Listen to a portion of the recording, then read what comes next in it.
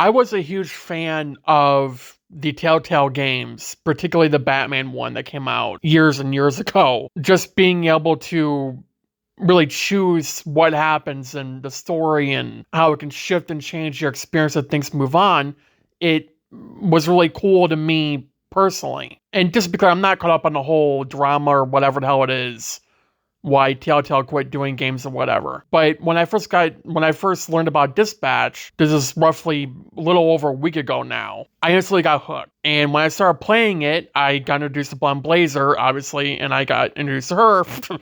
And I learned as the game moved on, you have a choice either Blonde Blazer or Invisigal, and I went with Blonde Blazer. And I know a lot of the community went with Invisigal.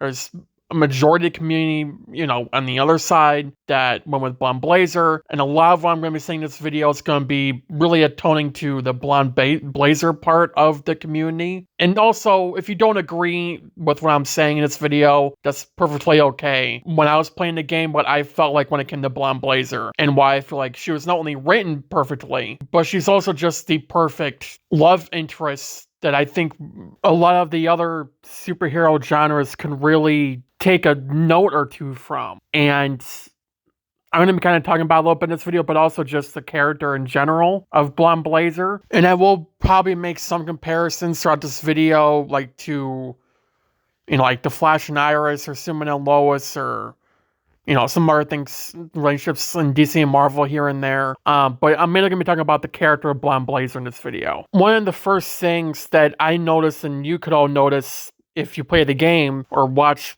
cutscenes of the game or whatever. One of the first things you notice from the first episode when it comes to Blonde Blazer, and one of the things that kind of made me want to go in her direction throughout the game, was first off, you can tell that she respects the fact that Robert doesn't have powers, and that he's still doing what he's doing. That's not exactly new per se, because it's not, but there are a lot of characters in a superhero genre, like shows, movies, etc., where you'll have these characters come in who may have powers and either may end up criticizing or kind of belittling, although not in a disrespectful way, and or they may try to push that character to the side so they can get the spotlight, whether intentionally or not. And Blonde Blazer never really did that. She respected the fact that, again, not only did he not have powers, he was still doing what he was doing, helping people, and also how much money he spent on it, basically went broke doing it. But also the fact that she understands that Robert can handle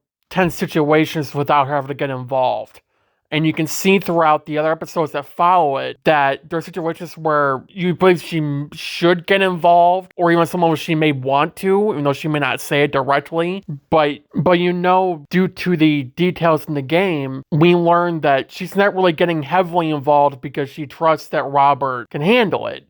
And I think that's something that a lot of superhero shows and movies, and even games moving forward, should really take a note or two from that particularly. And also, just Blonde Blazer's story arc throughout the entire game, I feel like was really, really well done in a way that I really did not see it going. Like with, one of the main story plots with Blonde Blazer was that when she takes her necklace off, she's now Mandy. And hearing her being insecure about her being worried, and you can see it even in the shot before Robert walks out in that date scene, episode 4, where her knee is jumping, she's anxious about, telling Robert that she's not really Blonde Blazer, she's Mandy. I mean, that ties directly into the comics that are tied directly to the game that you can get digitally. You learn that she would much rather be with someone that she can be with as Mandy. You also learn that she breaks up with Phenomenon because he doesn't want her to be Mandy. He wants her to be Blonde Blazer. And I feel like that's kind of why she was drawn to, at least after she met Robert, why she was drawn to Robert,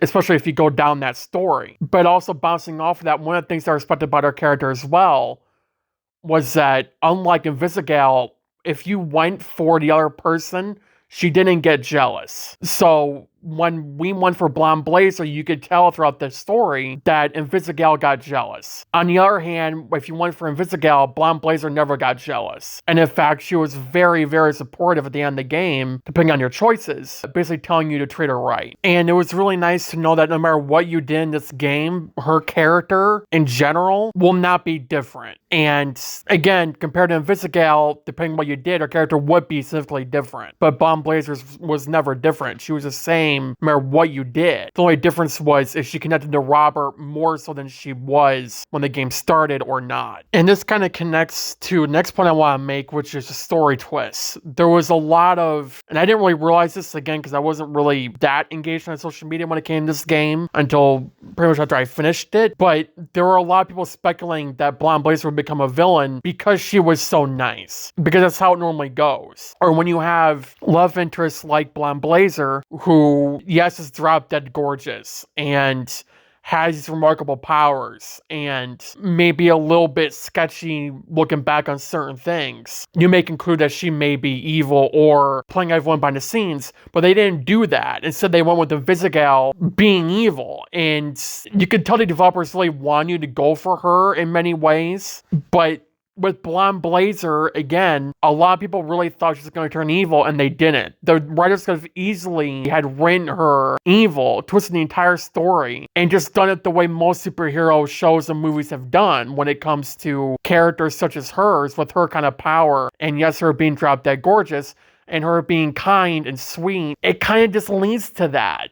And the fact that this game did not do that. The writers of this game did not do that. I think it was a more so shocking reveal that Invisigal was in fact on some level evil and helped the person that murdered Robert's father and helped to lead Robert to join the SDN. I feel like it was a better twist and a somewhat less predictable one than if, we're like, okay, well, yeah, it's Blonde Blazer, and then she's revealed to be the villain or someone who's evil. And like, we would all expect that because it's how it normally goes. So I feel like the writers did a really well job on that part as well. That's my overall thoughts of Blonde Blazer's story arc and Dispatch. Let me know your thoughts in the comments down below. Thank you for watching. Have a good day. Have a good night. Stay safe. And I'm going to try to start uploading more. I don't know how it's going to do.